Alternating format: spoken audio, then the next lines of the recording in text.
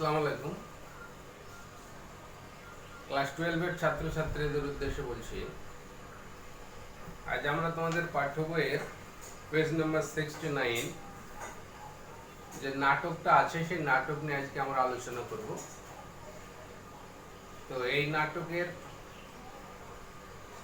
মানে ক্লাস শুরু করার আগে বলি, মানে এই যে drama, what is drama, what are the aspects of drama, what are the types of drama, এইগুলো নিয়ে আগের ভিডিওতে বিস্তারিত আলোচনা করেছি। সেই ভিডিওটা তোমরা আশা করি দেখেছো এবং ড্রামা সম্পর্কে তোমাদের একটা ধারণা আশা করি তৈরি হয়েছে। তো আজ আমরা এই দ্য প্রপোজাল এই নাটকটা নিয়ে আলোচনা করব। দ্য প্রপোজাল নাটক, এটার আরও একটা টাইটেল আছে দ্য ম্যারেজ প্রপোজাল। ঠিক আছে, দ্য ম্যারেজ প্রপোজাল আর দি প্রপোজাল। নাট্যকার একজন রাশিয়ান ড্রামাটিস্ট। নাট্যকার সম্পর্কে একটু বলি তোমার, about the dramatist. Anton Pavlovich Chekhov was a renowned literary figure in the world literature.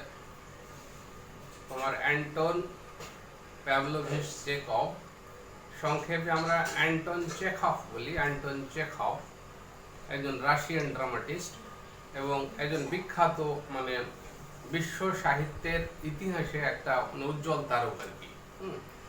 He was born in Russia in 1860 on 29th January. 1860 সালের 29শে জানুয়ারি তিনি রাশিয়াতে জন্মগ্রহণ করেন। ঠিক আছে, he was a well known dramatist, Russian dramatist, short story writer and a novelist. He was a doctor by profession, তিনি পেশাগতভাবে একজন ডাক্তার ছিলেন। ঠিক আছে, at a time he made a comment, একসময় তিনি একটা মন্তব্য করেছিলেন, medicine is my wife and literature is my mistress. In course of his medical practice he made this comment যে medicine is my wife and literature is my mistress. মানে literature এবং medicine দুটোকে তিনি অত্যন্ত ভালোবাসতেন। চিকিৎসা শাস্ত্রের বা চিকিৎসা ক্ষেত্রে তার যথেষ্ট সুনাম ছিল এবং সাহিত্য রচনার ক্ষেত্রে তো একজন মানে অসাধারণ মানে লেখক হিসাবে তিনি সুবিদিত আর কি বিশ্ব সাহিত্যের ইতিহাসে। তো he wrote dramas, short stories for the characters of all classes. সমস্ত শ্রেণীর চরিত্রদের জন্য, সমস্ত শ্রেণীর মানে অভিনেতাদের জন্য তিনি নাটক লিখেছিলেন, ছোট গল্প লিখেছিলেন। ঠিক আছে, the bored upper classes as well as deprived classes. সমাজের যারা মানে উচ্চ শ্রেণীর লোক বা সমাজের যারা নিপীড়িত বা লাঞ্ছিত শ্রেণীর মানুষ, তাদের জন্য তার মানে সাহিত্যে যথেষ্ট স্থান ছিল আর কি। সমাজের সমস্ত শ্রেণীর মানুষদের জন্য তিনি সাহিত্যে স্থান তৈরি করে দিয়েছিলেন। ঠিক আছে, his literary works are well known for his unique combination of comedy, tragedy and pathos. তিনি যে সমস্ত মানে সাহিত্য রচনা করেছিলেন সেগুলোর একটা ইউনিক একটা বৈশিষ্ট্য ছিল, একটা স্বতন্ত্র বৈশিষ্ট্য ছিল। তাহলে হি made A blend of tragedy, comedy and pathos in his Literary composition. তার যে সাহিত্য রচনা তাতে তিনি কিছু ট্র্যাজিক এলিমেন্ট, কিছু কমিক এলিমেন্ট, বিয়োগান্তক কিছু ঘটনাবলী বা তোমার কিছু হাস্য রসাত্মক আর কি কমিক সিনস, কমিক এলিমেন্টস, এবং তার সঙ্গে কিছু প্যাথোজ। হ্যাঁ, কিছু প্যাথোজ মানে মানে তোমার করুণা, হ্যাঁ, এই ধরনের কিছু মানে বিষয় তিনি সংমিশ্রণ ঘটিয়েছিলেন তার সাহিত্য রচনার ক্ষেত্রে। এটা হচ্ছে তার সাহিত্য রচনার একটা ইউনিক ক্যারেক্টারিস্টিক। তো তার যে সাহিত্য রচনা আর কি, যেগুলো লিটারারি ওয়ার্কস, সাহিত্য রচনা সমূহ আর কি, সেগুলোর মধ্যে আমরা যদি মানে উল্লেখ করি, তাহলে হিজ মানে ফেমাস ড্রামাস, তিনি কতগুলো বিখ্যাত নাটক লিখেছিলেন। সে বিখ্যাত নাটকগুলি হচ্ছে তোমার আঙ্কিল বন্যা, একটা বিখ্যাত নাটক হচ্ছে আঙ্কিল বন্যা, উঁচু ক্লাসে পড়বে। তারপরে the cherry orchard, the cherry orchard, the three sisters, হ্যাঁ, the three sisters, the seagull, seagull হচ্ছে শঙ্খচিল, কাইন্ড অফ সিবার্ড, এক ধরনের সামুদ্রিক পাখি, আর দি প্রপোজাল আর দ্য ম্যারেজ প্রপোজাল, এইগুলি হচ্ছে তার মানে সারা জাগানোর মতো নাটক। ঠিক আছে, uncle Vanya, the cherry orchard, the three sisters, the seagull, আর আমাদের যে textual one act play, the marriage proposal আর দি প্রপোজাল। এছাড়াও তিনি কতগুলো ছোট গল্প রচনা করেছিলেন। He wrote a lot of short stories which include, যেগুলির মধ্যে আছে তোমার the death of a clerk, the death of a clerk, the bet, ward number 6, the student, misery, misery একটা ছোট গল্প আছে, এটার আর একটা টাইটেল আছে to whom shall I tell my grief, to whom shall I tell my grief, মানে কার কাছে, কার সামনে আমার মানে দুঃখের কথা আমি বলবো, to whom shall I tell my grief, এটা বিখ্যাত তোমার একটা ছোট গল্প। তারপরে তিনি একখানা উপন্যাসও লিখেছিলেন, দ্য শুটিং পার্টি, এটা উঁচু ক্লাসে গিয়ে ইংলিশ নিয়ে যারা পড়াশোনা করবে তারা পড়বে, দ্য শুটিং পার্টি। এবার দেখো, নাট্যকার সম্পর্কে আমরা আলোচনা করতে গিয়ে তার এই লিটারেরি কম্পোজিশন বা লিটারেরি ওয়ার্কস এগুলি আমরা জানলাম। এবার like Leo Tolstoy and Dostoevsky, two Russian world famous writers, আরও দুজন বিখ্যাত রাশিয়ান রাইটার্স, দুজন রাশিয়ান লেখক, একজন হচ্ছে লিও টলস্টয়, লিও টলস্টয়, আর একজন হচ্ছে দস্তয়েভস্কি, দস্তয়েভস্কি, বানানগুলো একটু দেখে নেবে। তো এই দুজন রাশিয়ান লেখকের পাশাপাশি Anton Chekhov is also regarded as A maker of Russian literature, Russian সাহিত্যের একজন নির্মাতা হিসাবে এই অ্যান্টন চেকভকেও এদের সঙ্গে এদের আসনে বসানো হয়। লিও টলস্টয় যেমন একজন মানে রিনাউন্ড রাশিয়ান রাইটার, দস্তয়েভস্কি একজন বিখ্যাত রাশিয়ান রাইটার। রাশিয়ান সাহিত্য রচনার ক্ষেত্রে এদের যেমন যথেষ্ট অবদান রয়েছে, হ্যাঁ, আউটস্ট্যান্ডিং কন্ট্রিবিউশন আমরা দেখতে পাই, ঠিক সেই রকমভাবে অ্যান্টন চেকভ এনারও সাহিত্য রচনার ক্ষেত্রে যথেষ্ট অবদান আমরা মানে দেখতে পাই।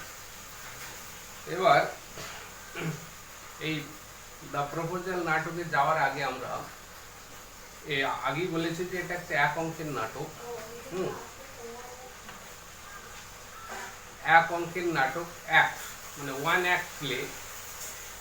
একটা হচ্ছে একটা নাটকের মানে স্ট্রাকচারাল ডিভিশন, ঠিক আছে, একটা এক অঙ্কের নাটক, 2 অঙ্কের, 3 অঙ্কের, 4 অঙ্কের, 5 অঙ্কের যখন নাটক হয়, তো পঞ্চাঙ্ক নাটকের এটা মানে লং কম্পোজিশন, একটা বড় নাটক, একটা বড় নাটকে যে পঞ্চাঙ্কের একটা নাটক, তার হচ্ছে একটা স্মল ভার্সান হচ্ছে one act play.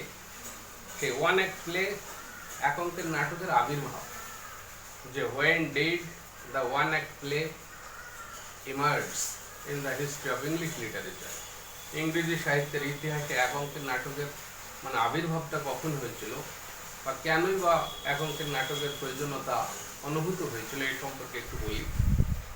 The modern man is too busy, হচ্ছে আধুনিক মানুষ হচ্ছে অত্যন্ত ব্যস্ত, তাই না, আধুনিক মানুষ অত্যন্ত ব্যস্ত, মানে রুটি রোজগারের মানে ধাঁধায় আর কি, তারা সকাল থেকে সন্ধ্যা পর্যন্ত বিভিন্ন কাজে ব্যস্ত থাকে। তার জন্য বলা হচ্ছে the modern man is too busy to fix sustain attention to anything that continues for a long time. বলছে কোনো একটা মানে কিছুতে মানে দীর্ঘক্ষণ ধরে তাদের যে মনোনিবেশ আকৃষ্ট করে থাকবে, বা মনোনিবেশ মনোযোগ বা অ্যাটেনশন ফিক্সড করবে, স্থির করে মানে একটা দীর্ঘ জিনিস, একটা লং জিনিস, তাদের দীর্ঘক্ষণ ধরে তারা মনোযোগ নিবিষ্ট করে থাকবে, এই সময় কিন্তু না আধুনিক মানুষের নাই। তার কারণ আগেই বলা হয়েছে যে modern man is too busy for earning their livelihood, they are engaged in hard working from morning to evening. সকাল থেকে সন্ধ্যা পর্যন্ত তারা কঠোর পরিশ্রমের সঙ্গে নিযুক্ত থাকে। মানে time is very short in their hand, so they can not fix their attention for a long time to something. ঠিক আছে, মানে কোনো কিছুতে তারা দীর্ঘক্ষণ ধরে যে মনোনিবেশ করে থাকবে এই সময় তাদের নাই। The modern man can hardly spend 3 hours in a theatre by watching the performance of a 5-act play like Shakespeare's Hamlet and King Lear. শেক্সপিয়ারের যেমন হ্যামলেট বা কিং লিয়ার যে পঞ্চাঙ্ক নাটক, 5 অঙ্কের এই নাটকগুলো আছে, এই নাটকগুলোর যে প্রেক্ষাগৃহে যদি এদের মানে মানে উপস্থাপন করা হয়, বা একটা মানে প্রেক্ষাগৃহে, একটা থিয়েটার হাউস, একটা নাট্যশালায় এদের যে পারফরমেন্স, প্রদর্শন, এটা দেখতে গেলে মানে কমপক্ষে অন্তত 2.5 থেকে 3 ঘন্টা সময় লাগবে। তো এই 2.5 থেকে 3 ঘন্টা সময় একজন আধুনিক মানুষের পক্ষে ওই প্রেক্ষাগৃহে বসে এই কিং লিয়ার বা হ্যামলেটের মতো নাটকের অভিনয় দেখার মতো সময় আধুনিক মানুষের হাতে কিন্তু খুব কম। সেই জন্য বলছে modern man can hardly spend 3 hours in a theatre house by watching a long play like Hamlet or Shakespeare or Macbeth. So there is seen a great demand for short plays. এই কারণে বলছে short place, কিছু সংক্ষিপ্ত নাটকের একটা প্রয়োজনীয়তা অনুভূত হলো। এবং এই মানে সংক্ষিপ্ত নাটকের এই যে প্রয়োজনীয়তা, তার জন্যই এক অঙ্ক নাটক লেখার একটা টেন্ডেন্সি, একটা তাগিদ সাহিত্যিকদের মধ্যে পরিলক্ষিত হয়। এবং as a result of this great demand for short place at the end of the 19th century, 19বিংশ শতাব্দীর মোটামুটি শেষের দিকে তোমার এক অঙ্কন নাটক আবির্ভাব হয়েছিল, এক অঙ্কের নাটক লেখা শুরু হয়েছিল। ঠিক আছে, তো এক অঙ্কের নাটক তোমার যেমন এই যে একটা বিখ্যাত example of a 1-act play, আমাদের এই পাঠ্য নাটক, পাঠ্য বইয়ের যে নাটক আমরা পড়বো, দ্য প্রপোজাল, বা তোমার আরও একটা যদি এক্সাম্পল দিই এক অঙ্কের নাটকের, জেমস হেঞ্জের রাইডার্স টু দ্য সি। ঠিক আছে, J M. Synge riders to the sea is a fine example of a 1-act play. এটা উঁচু ক্লাসে গিয়ে পড়বে তোমরা। তো এখানে আর একটা জিনিস বলে রাখি, এটা দেখো, এটা নোভেল, উপন্যাস, যাকে আমরা সমাজের দর্পণ বলে থাকি, তাই না? নোভেল হচ্ছে একটা সমাজের দর্পণ। বলছে ঠিক একই রকম ভাবে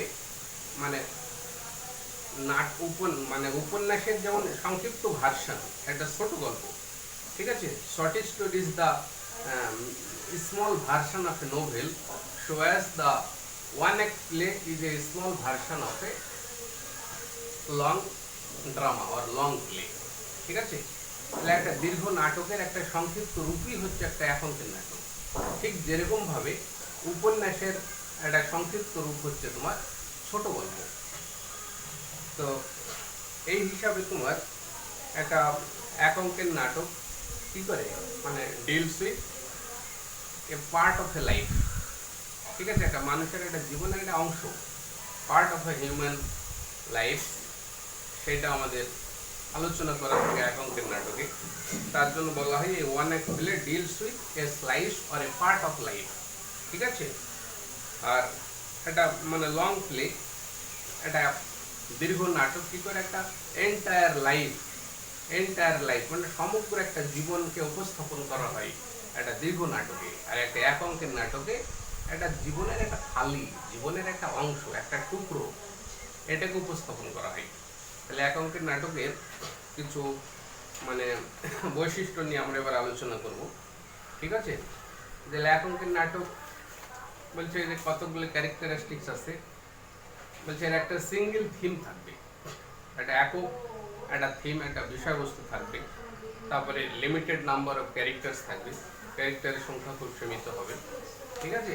একটাই সিঙ্গেল প্লট থাকবে, একটাই মানে কাহিনী বা একটা আখ্যান থাকবে, কোনো সাব প্লট থাকবে না, ঠিক আছে। বা তাহলে এর এক অঙ্কের নাটকের যে প্লটের কথা বলছি, সে প্লট অনেক সময় কি হয়, মানে ওয়েল কনস্ট্রাক্টেড বা ওয়েল নিড থাকে না, তোমার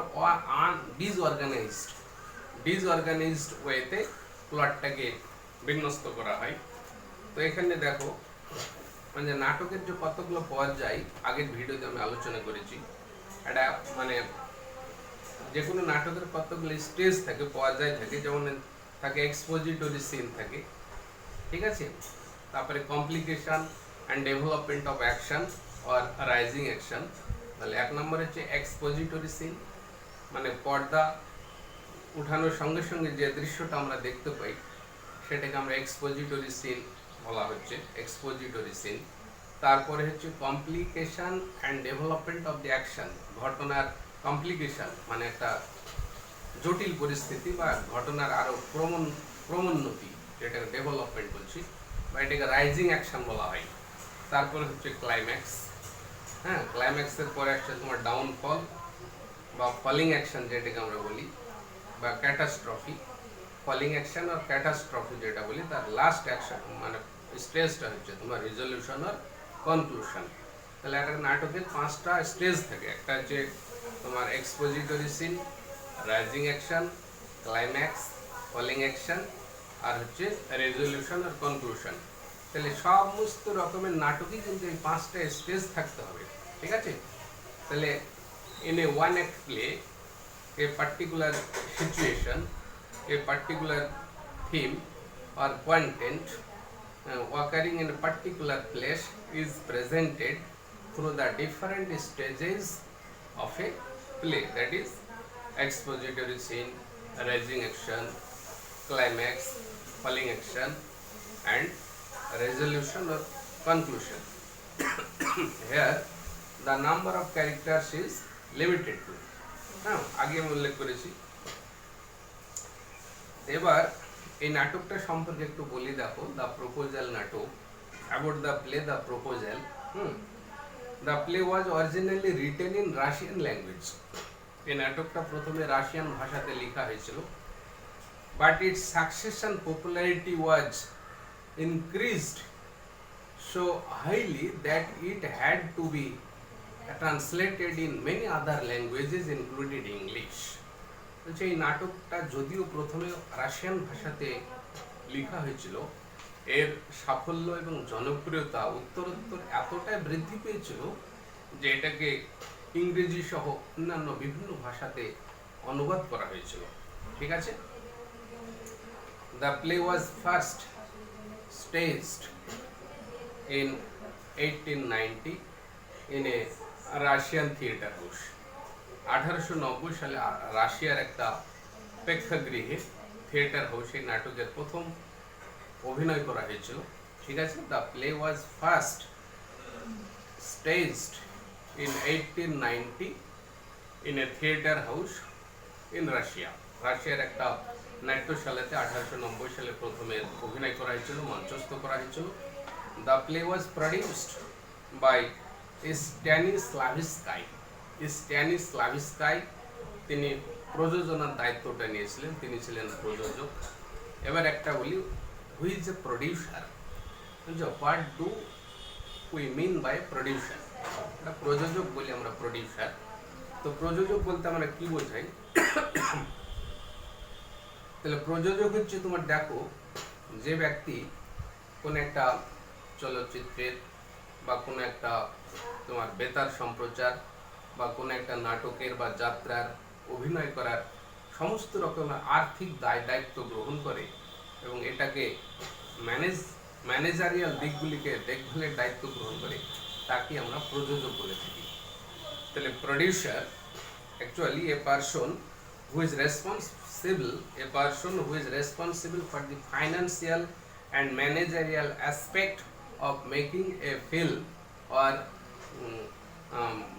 broadcast or staging a play or opera is called a producer, ঠিক আছে। তাহলে কোনো একটা নাটক বা কোনো একটা যাত্রা বা কোনো একটা সিনেমার মানে মঞ্চস্থকরণের জন্য বা নির্মাণের জন্য যে ব্যক্তি সমস্ত রকমের আর্থিক দায় দায়িত্ব নিয়ে থাকে সেই ব্যক্তিকে আমরা প্রযোজক বলি। তাহলে এই নাটকের প্রযোজকের দায়িত্ব নিয়েছিলেন স্ট্যানিস্লাভস্কি। ঠিক আছে, এবার এই নাটকের চরিত্র নিয়ে আমরা আলোচনা করব। Characters of the play. The play deals with three characters.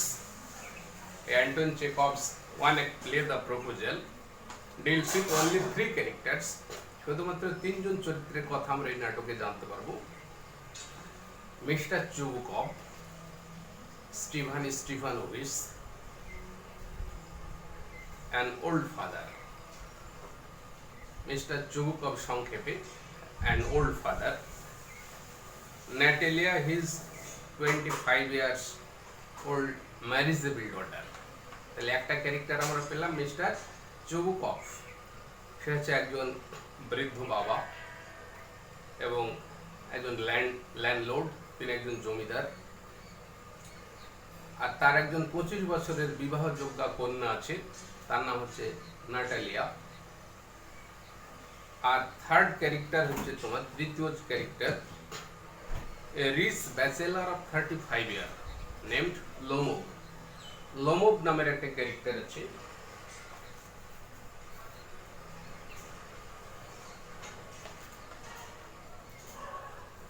তাহলে তিনটি ক্যারেক্টারস আমরা পেলাম, mister Chubukov, Natalia and Lomov.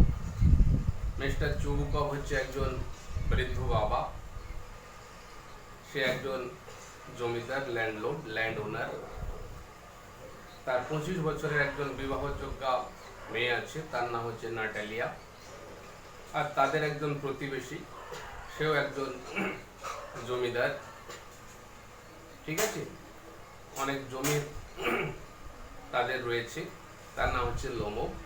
Rhys bachelor, সে একজন অবিবাহিত আর কি, একজন মানে কুমার, সে লোমোভ। তাহলে নাটকের তিনজন ক্যারেক্টার সম্পর্কে আমরা জানলাম। এই three characters of the play belong to A Russian agrarian society. রাশিয়ার যে কৃষিভিত্তিক সমাজ, এগ্রিকালচার বেসড সোসাইটি, এই কৃষিভিত্তিক সমাজের সঙ্গে এরা যুক্ত। মানে এদের যে মেন অকুপেশন সেটা হচ্ছে এগ্রিকালচারাল অ্যাক্টিভিটিজ, এগ্রিকালচারাল অপারেশনস। ঠিক আছে, সেটিং অফ দ্য প্লে, এই নাটকের আমরা অবতারণা বা নাটকের সূত্রপাত, নাটকের কোথায় অবতারণা করা হচ্ছে, পরিমণ্ডল, যেটাকে আমরা বলি সেটিং অফ দ্য প্লে, এটা নিয়ে আলোচনা করি।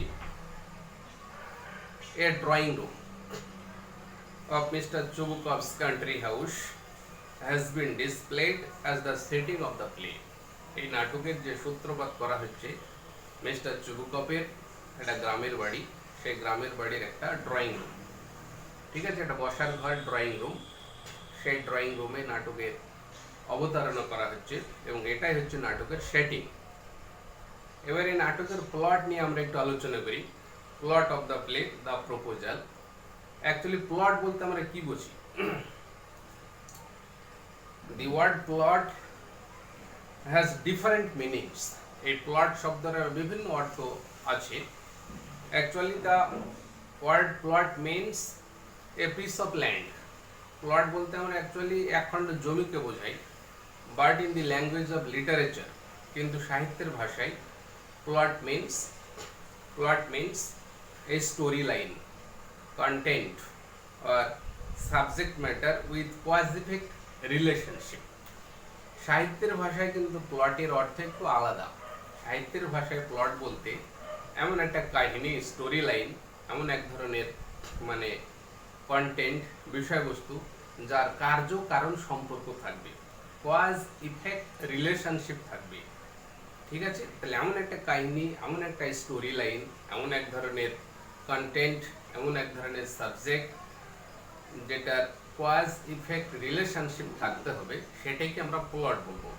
একটা প্লেন স্টেটমেন্ট, একটা নিছক বিবৃতি বা একটা নিছক ঘটনা যার কোনো কজ ইফেক্ট সম্পর্ক নাই, কার্যকারণ সম্পর্ক নাই, সেই ধরনের ঘটনা কিন্তু কখনো প্লট হতে পারে না। একটা এক্সাম্পল যদি দিই, হয়তো বললাম যে the king died and then the queen died, রাজা মারা গিয়েছিল এবং তারপরে রানী মারা গিয়েছিল।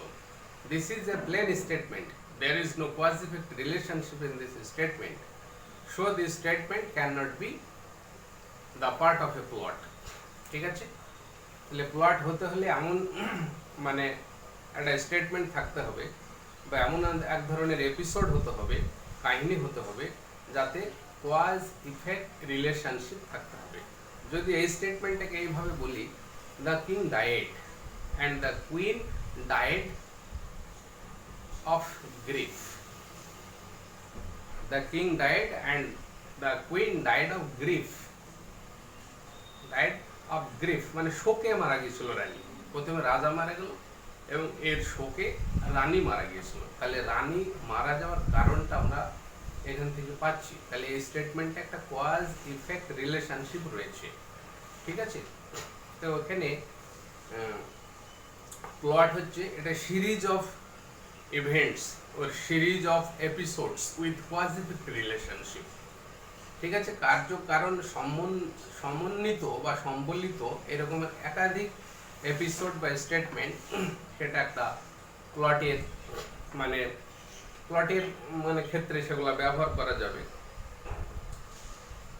তারপরে বলছে a plot will have conflicts, a plot will have dramatic conflicts. প্লটের থাকতে হবে তোমার নাট্য সংঘাত। নাট্য সংঘাত যদি না থাকে তাহলে প্লটের বা কাহিনীর যে মানে অ্যাকশন, যে ঘটনা, সেটার গতি সঞ্চারিত হবে না, এক জায়গাতে স্থিমিত হয়ে থাকবে। তো প্লটে গতি সঞ্চারিত করার জন্য তাতে কি করতে হবে? ড্রামাটিক কনফ্লিক্ট, নাট্য সংঘাতের সংশ্লেষ ঘটাতে হবে। নাট্য সংঘাত, ড্রামাটিক কনফ্লিক্ট তার সঙ্গে সংযুক্ত করতে হবে। ঠিক আছে, তাহলে এই যে নাটকটা আমরা পড়বো, এই নাটকটা পড়ার পরই আমরা বুঝতে পারবো এর প্লট কেমন। এর মানে সুগঠিত প্লট আছে না কোনো প্লট নাই, বা অসংলগ্ন প্লট আছে, এগুলো নিয়ে আমরা বুঝতে পারবো। তো একটু বলে দিই আর কি, যে আওয়ার যে textual play the marriage proposal actually does not have a well knit plot or well constructed plot। এখানে কোনো সুগঠিত প্লট নাই। হ্যাঁ, এটা সুগঠিত প্লট হতে হলেই বলেছি মানে অনেকগুলি এপিসোড, অনেকগুলি মানে স্টোরি লাইন, সেগুলা পজিটিভ রিলেশনশিপ থাকতে হবে। এই ধরনের কোনো আমরা সুগঠিত প্লট এই নাটকে পাবো না। ঠিক আছে, তো আরেকটা বিষয়, এই যে এই নাটকের প্লট নিয়ে আমরা আলোচনা করলাম। এবার এই নাটকের থিমটা নিয়ে একটু বলি। মানে theme of the play the proposal, এই নাটকের থিমটা কি? মানে থিম হচ্ছে একটা সেন্টেন্সে বা দুটো সেন্টেন্সে হয়, মানে সেন্ট্রাল আইডিয়া, মানে এর যে মূল এজেন্ডা, মানে কেন্দ্রীয় অর্থ, যেটা মূল অর্থ, ভাবার্থ, সেটাকে আমরা থিম বলি। তাহলে এই নাটকের থিমটা কি? The theme of the play is about marriage. এই নাটকের মূল থিমটা হচ্ছে ম্যারেজ, বিবাহকে নিয়ে। বিবাহটা হচ্ছে মূল বিষয়বস্তু। The theme of the play is about marriage in a decadent feudal Russian society where marriage is regarded as a manner of social security and economic stability. একটা যে সময় এই নাটক রচনা করা হয়েছিল বা যে সময় অ্যান্টন চেখভ এই নাটকটা লিখেছিলেন, সেই সময়তে রাশিয়াতে তোমার একটা সামন্ততান্ত্রিক সমাজ ব্যবস্থা প্রচলিত ছিল। ঠিক আছে, there existed a feudalistic society in Russia. একটা ফিউডালিস্টিক সোসাইটি বিরাজ করছিল রাশিয়াতে, এবং সেই সমাজ কি অবক্ষয়ের মানে পথে, অবক্ষয়ের মানে অবস্থায় চলে এসেছে। সেই অবক্ষয়িত মানে একটা ডিকাডেন্ট ফিউডাল রাশিয়ান সোসাইটি, একটা ডিকাডেন্ট ফিউডাল রাশিয়ান সোসাইটির মানুষের কাছে বিয়ের মানে প্রকৃতিটা কেমন, মানে actually according to the dramatist, marriage is regarded as a means of social security and economic stability. একটা আর্থিক একটা স্থিতিশীলতা বা একটা সামাজিক নিরাপত্তা, সোশ্যাল সিকিউরিটির একটা উপায় হিসাবে বিয়েকে এখানে ধরে নেওয়া হয়। Marriage is regarded as a means, as a matter of social security and economic stability in the decadent feudal society of Russia at that time. And in the conjugal life of any couple, there was no love, there was no respect, and there was no romance. তাহলে সেই সময়কার সমাজে কোনো একজন দম্পতির দাম্পত্য জীবনে কোনো ভালোবাসা ছিল না, কোনো রোমান্স ছিল না, একে অপরের প্রতি কোনো শ্রদ্ধা ভক্তি ছিল না। একটা সামাজিক একটা দায়িত্ব, একটা সামাজিক নিরাপত্তা, আর্থিক একটা স্থায়িত্ব, এইটার কারণেই শুধুমাত্র বিয়েটা করা হতো আর কি। সেই জন্য বলা হচ্ছে যে marriage is the central theme of the play, the proposal, and marriage was regarded as a means of social security and economic stability. তাহলে এটাই হচ্ছে নাটকের আমাদের মূল থিম, সেন্ট্রাল আইডিয়া। ঠিক আছে, এবার এই নাটকের আমরা অ্যানালাইসিস যদি করি, analysis of the play, the proposal, এই নাটকের কিছু বিশ্লেষণমূলক আলোচনা, বিশ্লেষণ মানে বিষয়বস্তুর বিশ্লেষণ। তাহলে এখানে আমরা ক্যারেক্টার সম্পর্কে তো অলরেডি জেনে গেছি। এবার opening scene, opening of the play, নাটকের যে মানে আরম্ভ বা অবতারণা করা হচ্ছে, সেখানে আমরা দেখছি যে এই নাটকের যে মানে তোমার হিরোইন আমরা নাটেলিয়াকে দেখবো আর কি, সেন্ট্রাল ফিগার, সেন্ট্রাল ক্যারেক্টার নাটেলিয়া, এবং লোমভ হচ্ছে মানে হিরো আর কি, এবং মিস্টার চুবুকভ হচ্ছে একজন ওল্ড ফাদারের রোল পালন করবে। তো we find in the play that in spite of being on the only daughter of a rich landlord, Natalia personally takes part in the rural activities of shelling peas by wearing a negligee and an apron.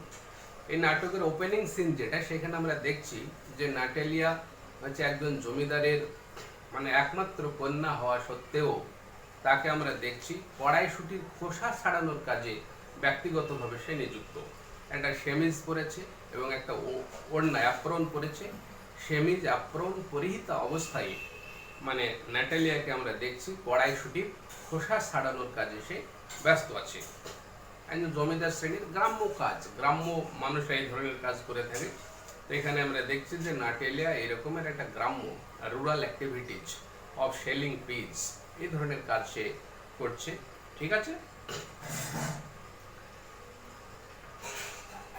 she regrets for untimely cutting of hedges because the rain might rot their heads. এবং তাকে আমরা খুব প্রায়শ্চিত্ত করতে মানে দুঃখ প্রকাশ করতে দেখছি নাটকের শুরুতে। বলছে অসময়ে তারা কিছু খড় কেটে ফেলেছে, খড় হেজ, অসময়ে খড় কেটে ফেলার কারণে সে খুবই দুঃখ প্রকাশ করছে, কারণ বৃষ্টির জলে হয়তো তাদের খড়গুলিকে মানে পচিয়ে দিবে বা তাদের খড়গুলি হয়তো বৃষ্টির জলে পচে যেতে পারে। এই কারণে সে একটু মানে খুবই অনুশোচনা করছে আর কি। She seems to know about all agricultural instruments like threshing machines, এবং সমস্ত এগ্রিকালচারাল কৃষিজ যে কার্যাবলী, এগ্রিকালচারাল অ্যাক্টিভিটিজ, অপারেশন, এগুলি সম্পর্কে তার মানে প্রত্যক্ষ অভিজ্ঞতা আছে। এই সমস্ত কাজের ব্যাপারে সে খুবই অবহিত, বা কৃষিকাজের বিভিন্ন যে যন্ত্রপাতি, যেমন থ্রেশিং মেশিন, শস্য মাড়াইয়ের মেশিন, যন্ত্র, এগুলির ব্যাপারে তার যথেষ্ট ধারণা আছে, এটা আমরা বুঝতে পারছি। তারপরে কি দেখছি যে Lomov the rich bachelor has come to Chubukov's country house with a proposal to marry his only daughter Natalia. এরপর আমরা দেখছি যে পাশের গ্রাম থেকে লোমভ সে মিস্টার চুবুকভের কাছে আসছে, তোমার একটা বিয়ের প্রস্তাব নিয়ে আসছে, বিয়ের প্রস্তাব নিয়ে এসেছে। ঠিক আছে, the old father is extremely glad for his proposal of marriage, এবং এই বৃদ্ধ বাবা লোমবের এই বিয়ের প্রস্তাব নিয়ে আসার কারণে সে অত্যন্ত খুশি, অত্যন্ত মানে আনন্দিত সে। হ্যাঁ, Chubukov congratulates Lomov with different sugar coated addressing sugar coated endearments like my dear, my angel, my beauty and so on. এবং তাদের মধ্যে যে কনভারসেশন হচ্ছে, তাদের মধ্যে যে ইন্টারাকশন হচ্ছে লোমব এবং চুবুকভের মধ্যে, সেই কনভারসেশন প্রসঙ্গে আমরা জানতে পারছি যে কিছু মধুমাখা মানে সম্ভাষণে তাকে সম্ভাষিত করছে চুবুকভ, তাকে কিছু সুগার কোটেড এন্ডিয়ারমেন্টস, মধুমাখা সম্ভাষণে তাকে সম্ভাষিত করতে। কোনো সময় বলছে যে মাই ডিয়ার, কোনো সময় বলছে মাই অ্যাঞ্জেল, কোনো সময় বলছে মাই beauty.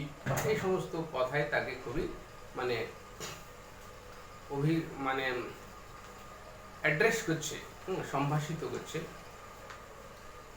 Then he sends for Natalia to talk with Lomov. এই বলে এই কথাবার্তা হওয়ার পরই আমরা দেখছি মিস্টার চুবুকভস ভিতরে চলে গেল নাটালিয়াকে ডাকতে, লোমবের সঙ্গে কথা বলানোর জন্য। এবার দেখা যাচ্ছে তোমার নাটালিয়া স্টেজে এসেছে, তারপরে দেয়ার টকিং স্টার্টস, লোমবের সঙ্গে নাটালিয়ার কথাবার্তা শুরু হয়েছে। But their talking was not about the marriage proposal. কিন্তু তাদের যে কনভারসেশন, তাদের যে দুজনের মধ্যে কথাবার্তা, সেটা কিন্তু বিয়ের প্রস্তাব নিয়ে ছিল না। ঠিক আছে, the marriage proposal remains unspoken. এই বিয়ের প্রস্তাবের কথাটা কিন্তু অকথিত থেকে যায়, তাদের আর বলা হয় না। Natalia new nothing about the marriage proposal. Natalia কিন্তু বিয়ের প্রস্তাব সম্পর্কে কিছুই জানে না। Her father only new about the marriage proposal. তার বাবাই একমাত্র বিয়ের প্রস্তাব সম্পর্কে জানতো। এবার তাদের মধ্যে একটা কনভারসেশন হবে কি নিয়ে দেখো, একটা হিটেড আর্গুমেন্ট, একটা heated or violent argument quarrel over the Oxen Meadows, মানে তাদের যে তৃণভূমি, হ্যাঁ, তৃণভূমির মানে মালিকানা নিয়ে তাদের মধ্যে একটা বাক বিতণ্ডা শুরু হবে। এটা মানে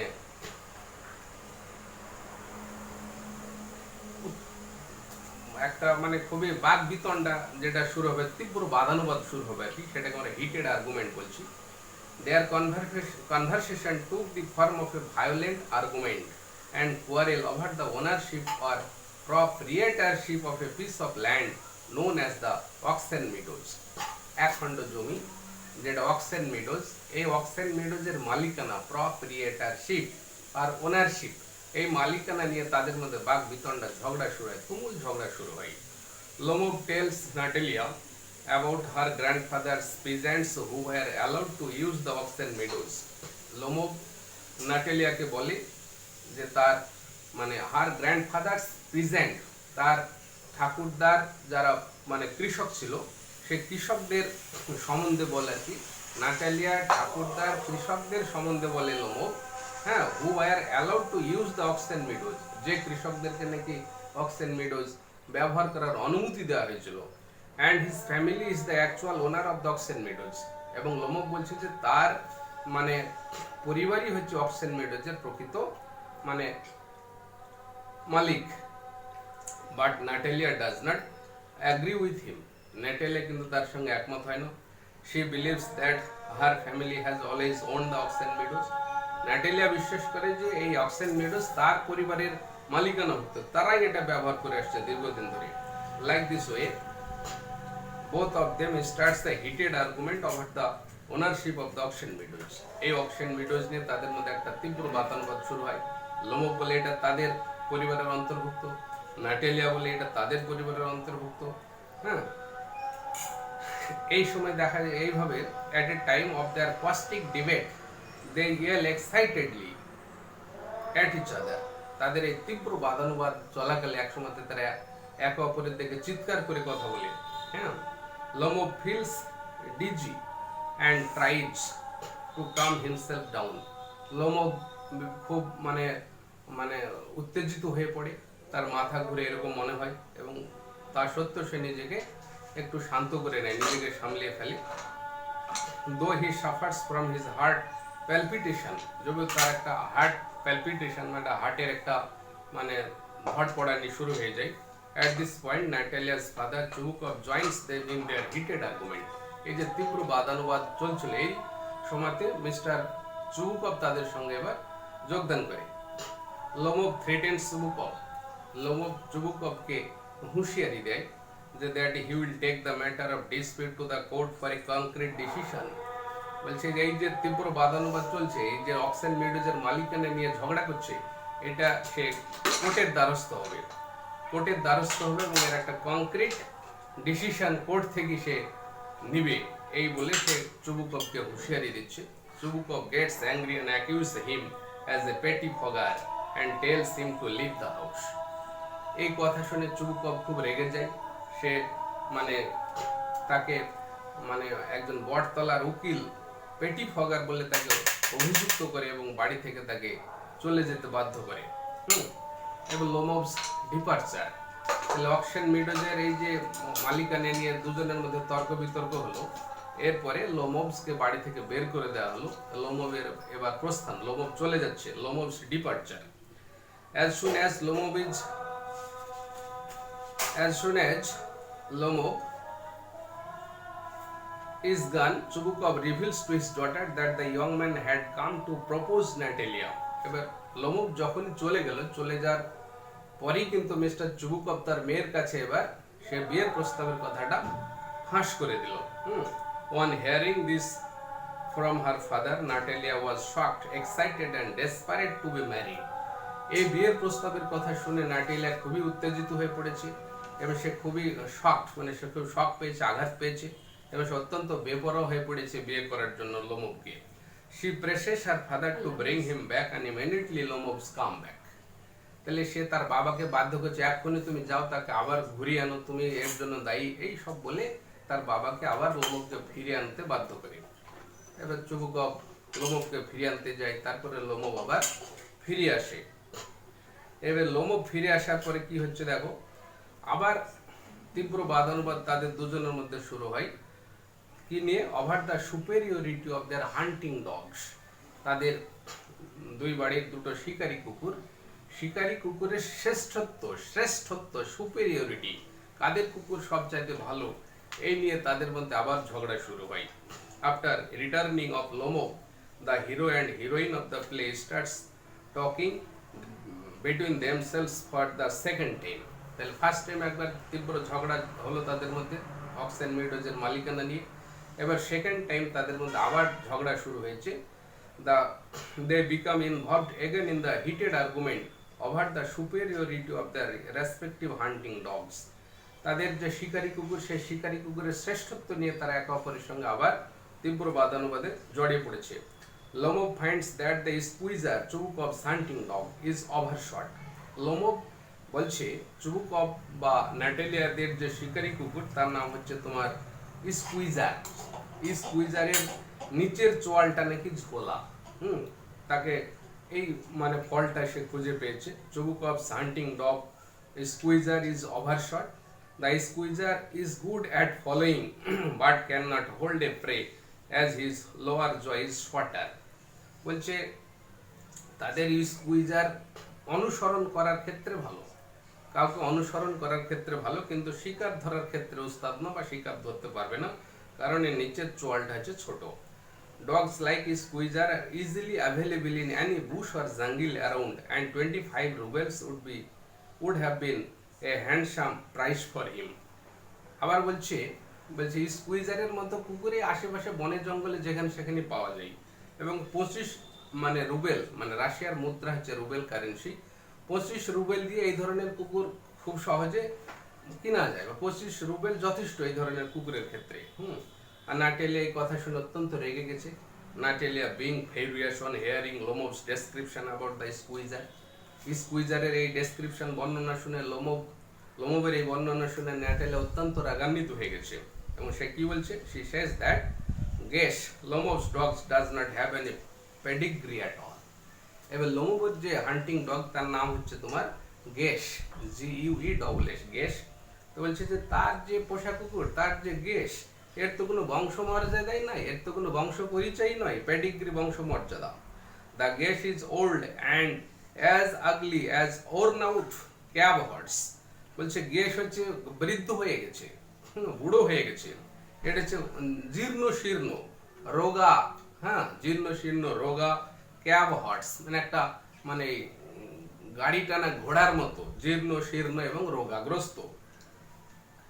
ইট is time that Guess should be shot. বলছে এখন গেশকে গুলি করে হত্যা করা উচিত, এর আর কোনো কাজ নাই। He is already half dead, সে ইতিমধ্যে আধমরা হয়ে গেছে, সে অর্ধেক মারা গেছে। হ্যাঁ, so there is no need to hang him, তাকে ফাঁসিতে দেওয়ার আর দরকার নেই, ফাঁসিতে ঝুলানোর আগে তাকে গুলি করে মারা উচিত।